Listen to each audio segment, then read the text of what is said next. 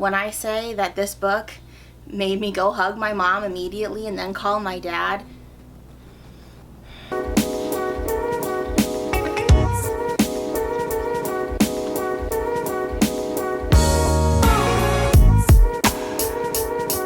Hi, welcome back to my channel. Is it late? Absolutely. Am I still gonna do it? Sure am. Should you expect anything more from me in the future? Probably not. But kind of the reason that I want to do a June wrap-up is I want to talk about how I went from reading 13 books in the month of May to barely scraping by and reading 4 books in the month of June, and why that's okay. I feel like BookTube especially kind of pressures people into reading a lot more, or like feeling like they should read certain things or at a certain pace or whatever. And I want to tell you that you should be your own reader. You should read what you want when you want. If you don't even read at all and you just watch BookTube to kind of feel like you read or like to understand some books, great. Welcome. I'm so happy you're here. If you read 1 book a week, 1 book a month, 1 book a year, you are a valid reader no matter how much you read, no matter what you read. You do not need to be reading like the most philosophical, hard, challenging books. I read books sometimes that sound like fan fiction. I've read some really amazing fan fiction, like God tier. I've read other books that feel like I'm in a college class all over again and gonna have to write a thesis paper on it. That's okay. I read books that I enjoy 95% of the time in case I get one that I don't. But I picked them because I wanted to read them and I wanted to get something out of them. That's all that matters. You don't need to be reading like every popular book or every super hard book. You don't need to read Shakespeare every time. You don't need to read Frankenstein and Picture of Dorian Gray and the Iliad and the Odyssey or whatever. You don't need to. You can read whatever you want, especially here on this channel. I see some booktubers who are like already at 100 to 70 books this year. You will not find that on this channel. They're amazing and I don't know how they do it, but I have a full-time job. I just had knee surgery, so I still go to physical therapy. I have family that I love to spend time with, and I like to waste a lot of time watching bad shows on Netflix. Sorry, so my life doesn't fully just revolve around reading, and that's okay. Like I said, please find your own pace, your own lifestyle, the own way that you like to read. So, last year, I read 16 books the entire year. Like, that was it, 16 books. And that was okay. Last year was probably my first year getting back into reading, and I kind of towards the end of the year, like I said, I had surgery in December, so I got to read quite a few books in December because I had nothing else to do and I was laying in bed. But I only read 16 books the whole year. In May alone, I read 13. So I read almost my entire goal from last year in 1 month this year. My goal this year is 52 books, so it's 1 book a week. I'm 5 ahead of it right now. I'm at 31. But that came after not reading a single book for all of February and only 2 books in March. And then I read when quarantine started, I was probably reading 2 to 3 books a week, and that's how I caught up, and I'm now ahead. Like, it is okay to read at your own pace, and it's okay to read what you want when you want. I'm a big mood reader. If I'm just not in the mood to read, I'm not going to force myself because I don't think I'm going to enjoy the book regardless. So let's recap the 4 books that I read in the month of June. The first is Serpent and Dove. And I know this is like a kind of controversial book, but again, on this channel, we don't let what others think dictate what we think, except for I did read a lot of reviews, and a lot of people were either like 3 to 4 stars because it was fun, or like 1 or 2 stars because it was a wild ride. I ended up liking this book a lot more than I wanted to, or like planned on liking it. I want to read you what the like first line of my Goodreads review says. And it says, "Big titty Liddy." That's it. That's the review. Now, if you haven't read Serpent and Dove, that's not going to make a lot of sense to you. But basically, Serpent and Dove is about 2 main characters. One's name is Lou. She is a witch. She is estranged or running from her coven and hiding in this city that regularly persecutes magic, like doesn't allow it. And the people who persecute magic are called chasseurs. And Reed, the other main character, is a chasseur. And he has been like raised basically by the church since he was abandoned at birth. And he was raised by the church to become this witch hunter. And that is like his only mission. That is his only goal. That's all he wants to do, is kill these witches and like rid the world of magic. Lou is on a mission to find a ring that like hides her abilities because magic has a scent, so it like gets rid of the scent and also like hides witches. In the midst of her trying to find this ring, things go wrong and the two of them end up married. And so it's kind of like their relationship, but Reed has no idea that she's a witch. So it's kind of their relationship and the chaos that ensues from that. I liked this book more than I thought it would, and even looking back on it, like I kind of enjoyed it. There are definitely plot holes, and definitely the second half of the arc felt like it was just racing towards setting up the sequel, where I felt like the first like 3/4 of the book were at a good pace to kind of come to a conclusion, and then the last fourth of the book rushed and like basically just set up the sequel, which kind of damages the book in my opinion, but I did enjoy this. Some of the romance was fun for me, but I kept kind of waiting for like that punch. Like I rated it a 3, but I kept waiting for that solid moment, that solid punch that was going to push it to a 4 to a 4.5. But I think that that's kind of why she used a lot of like comedic relief points that kind of felt a little out of place sometimes or a little too over the top. And I felt like those moments kind of masked the fact that there wasn't like that one solid punch, that one solid scene where you were like, okay, this is it, let's go. But I gave it 3 stars.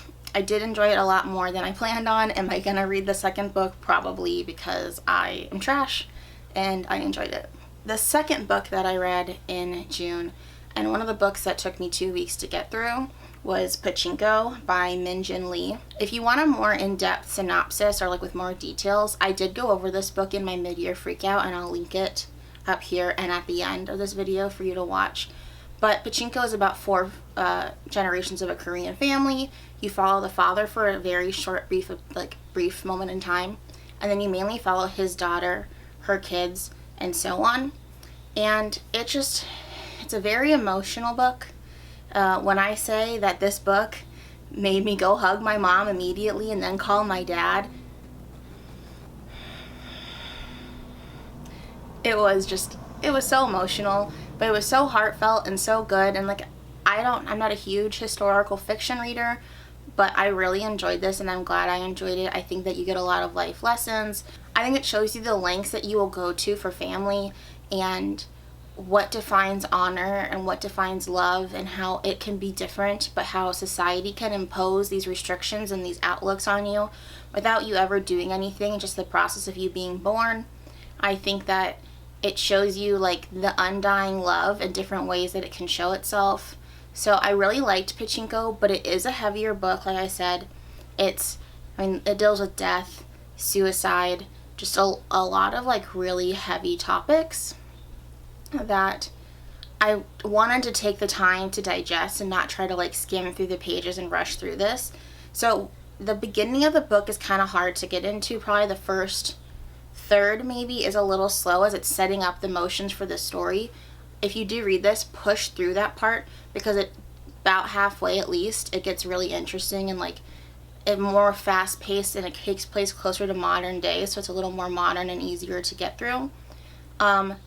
I rated Pachinko a 5 out of 5 stars, and it's on my greatest books you'll ever read list, which is like the highest honor that I can give on my Goodreads, because sometimes I rate books 5 out of 5 stars, but they don't make the greatest books you've ever read list because they just aren't that like tier. But this book was great. If you are a historical fiction fan, I do recommend picking it up. I've heard a lot of people say like this book changed their life, and I can definitely see how that happened. I really enjoyed it, but it took me 2 weeks to get through because it was so heavy and such like just a very dense book, but I really enjoyed it. The third book that I read in June was Beach Read by Emily Henry, and I am so glad I picked this up. I try to stagger my readings, so if I read something really heavy like I read Pachinko, I'll try to read a lighter book, a funnier book, a romance book, or like a thriller that I know a lot about to kind of break up the tone for me, to like reset myself as a reader. So I picked up Beach Read like the weekend that it came out, I'm pretty sure, and I just got lucky like in the library's filing system when I requested this. It was so good. I am so glad that I picked it up after Pachinko. It was the perfect like palate cleanser and like oomph and hype book that I needed. And it is about 2 main characters. You have January and Augustus, or Gus. The two of them are both writers and bestsellers, but they went to college together. And January is known for being like, oh my god, love is real, love is so great, the world is great, everybody has their person, everybody gets a happy ending, and writing romance books. And Gus is like Mr. Doom and Gloom, like he was a gravedigger, he has like a tragic backstory with his parents, and he was basically like, love's not real, life sucks, sometimes everybody dies. That's kind of like the premise to everything that Gus does. So they butted heads in college and then haven't seen each other in years, and they went on to both be bestsellers. Well, January's dad dies, and she kind of uncovers all these secrets that she didn't know about him, and one of those is this beach house that he owned. And so she goes to this beach house to kind of take care of it because he left it to her. So her plan is to like clean it out, get rid of it, and kind of like go through the grieving process in a sense with her dad, because she still hasn't let go of him and still hasn't reconciled with all the secrets and like this life that he had that she didn't know about. So she goes to this beach house, and her next door neighbor is Gus. And so those two meet up, those two like reignite their flames or whatever. So they bet each other to like write each other's genres. So Gus is gonna write like some lovey-dovey romance, like can't wait, and January is gonna write like a doom and gloom, like life sucks novel. And whoever finishes it first and like sells the most wins, and they're gonna endorse each other's books so that they have like the seal of approval. So that's what the bet is. And through the course of this bet, chaos ensues, life ensues, emotions ensue. It's just a really good book. It's like a good romance too.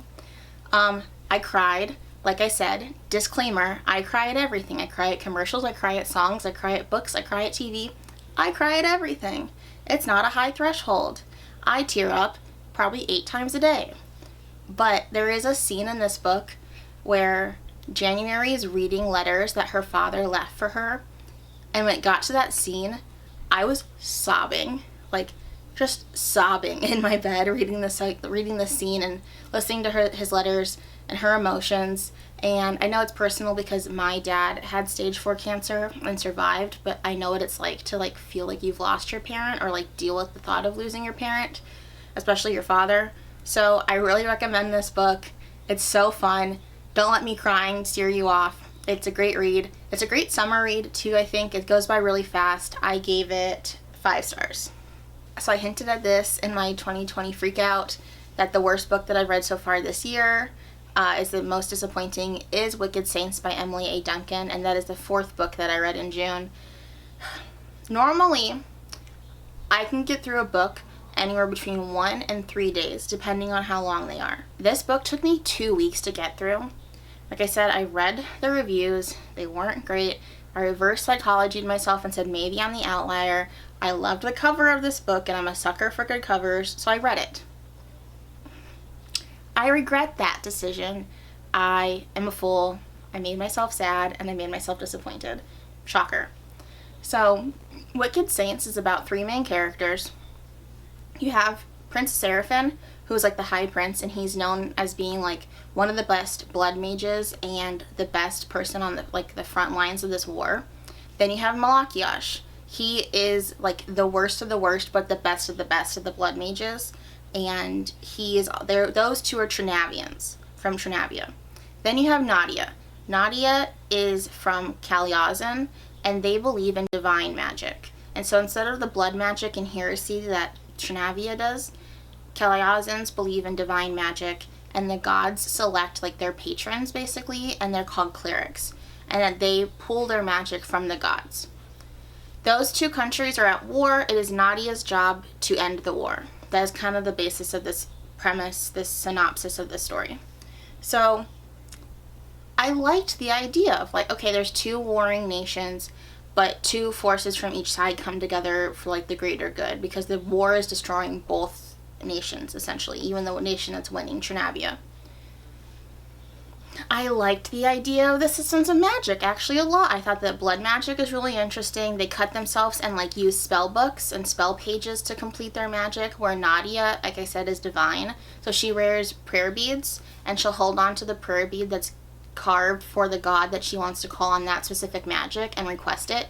And the gods can kind of be like, yes, here's your magic, or no, like tough shit, you're on your own. And I just liked the premise of it. I thought that the magic system was really interesting, and I liked the romance of this book to a certain extent. I know some people thought that it was too love at first sight, too fast, or too just like Nadia was really naive and stupid. I liked it. I liked that she was soft and like a little too quick to trust and a little too like inexperienced to fully guard herself versus Malakiash, and he was kind of like the tall, brooding, like hard man, and I liked it. And then I read the last fourth of the book, and everything was just bad. Like, I think I said it in the 2020 wrap-up, that book went from here to like splat on the ground in the last fourth of it. I think that Emily Duncan couldn't get out of her own way. She couldn't fully decide on where she wanted to take the book, and I get the overarching themes that she was trying to portray, but I didn't think that she did a great job of doing that and like conveying what she wanted to. And I felt like she would make a decision, 30 pages later she would undo that decision, and then 10 pages later be like, just kidding, I actually liked that I made that decision. And it kind of felt like, okay, it's your book, like you could have gone back and edited this to not always be like on a roller coaster and like a loop-de-loop and like coming back to what you were at 30 pages ago, so we just wasted 30 pages of development for nothing. So I don't know, I didn't like this book. I think that's kind of a common theme here, but it took me so long to get through, and I think I was just disappointed at the end because I didn't like the beginning. It was really like a lot of world building, but not in a great way.